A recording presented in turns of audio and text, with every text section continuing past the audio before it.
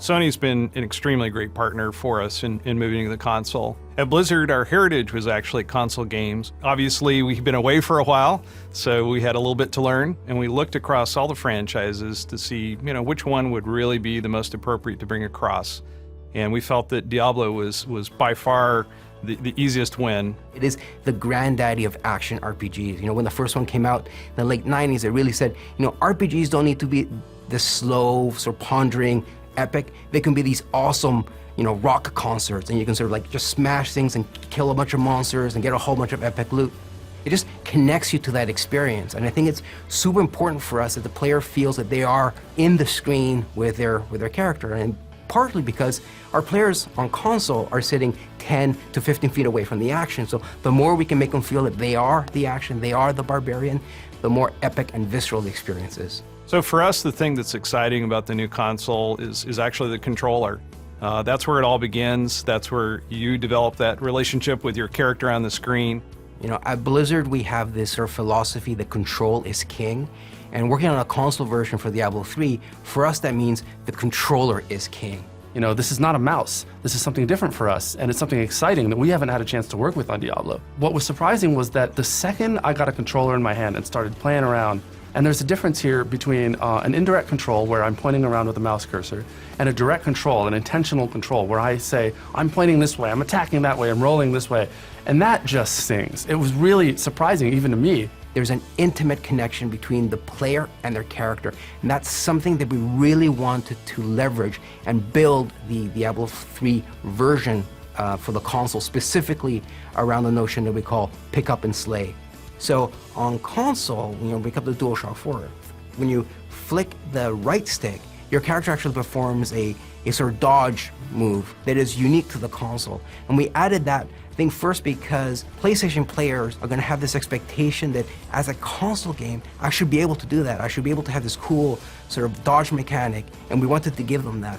We also wanted to make sure that players had the ability to quickly reposition in combat, to give the game not just a cool action feel to it, but add a sort of tactical element to it, and it's worked out really well. One of the things that we're excited about with the controller is the touchpad. Diablo is a pretty deep game, and we don't like a lot of overload on the buttons. We wanted to keep it really simple so you can get to the things that you need to get to fast because you need to do it, because the monsters are pouring at you no matter what. We think the touchpad's going to give us a lot more opportunity to make that interface a lot easier.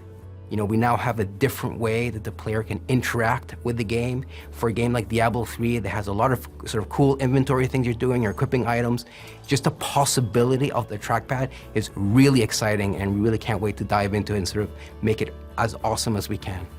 What we didn't want to do is simplify the experience, because at the end of the day, Diablo is awesome because of all the different items you can get and all the different powers those items have, so we didn't want to sacrifice that. What we wanted to do is streamline the experience so that players can decide when and how they wanted that level of information. So we really built the inventory and all our UI screens from the ground up. These are screens that are specifically designed to feel great when you have a DualShock in your hands and the way you navigate them. So we moved into a radial style menu that allows, first of all, your character to be nice and big on screen. But I think one of the magic of working on a game like Diablo at Blizzard is we're very iterative. Like, we constantly keep asking ourselves, how can we make this better? How can we make this more awesome? And our team, and so Jason Bender, had this really great idea for something we call the Quick Equip, which is without even having to open your inventory, you can just press up on the D-pad and quickly cycle through the items you've recently picked up and make a decision right then and there whether to equip it or not. So again, that's a great example of the way we wanted to streamline but not simplify the experience. What's great about Sony's decision to make the PlayStation 4 an easier architecture for us to work with as developers is that it means that we can actually get our games into the hands of our players a lot faster, and we're super excited about that.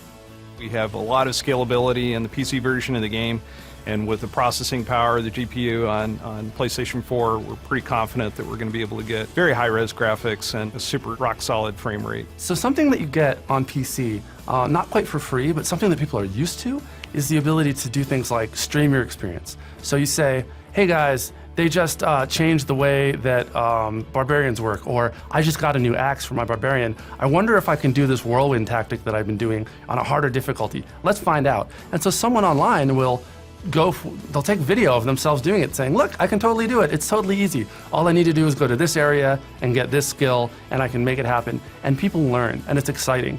I think the share button, I think, has this potential to sort of really fundamentally change the way players interact with not just the game, but with one another. And there's always been a barrier to sort of bring that same type of experience to the console.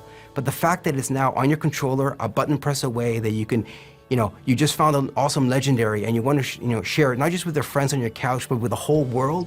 The fact that that's a button press away is just such a great thing to bring to players. And I think it's one of those things that, especially when we start talking about it sort of internally, is that we sort of get the potential, but it's not until we actually see it in action, and more importantly, see players engage with it and see what they do with it, that's where we're going to see the true promise of the share buttons come to life. But also, multiplayer is huge. I am able to sit there on the same couch with my friends. And you're going up against, the legions of the burning hells, and it really makes the experience, as I said before, immediate and sort of very social. And then, of course, we can also play with people who are remote. So 3 of us might be sharing a view on the couch, looking at the same screen. Someone else might be playing from somewhere else in the country, and we can all play together. That is just great.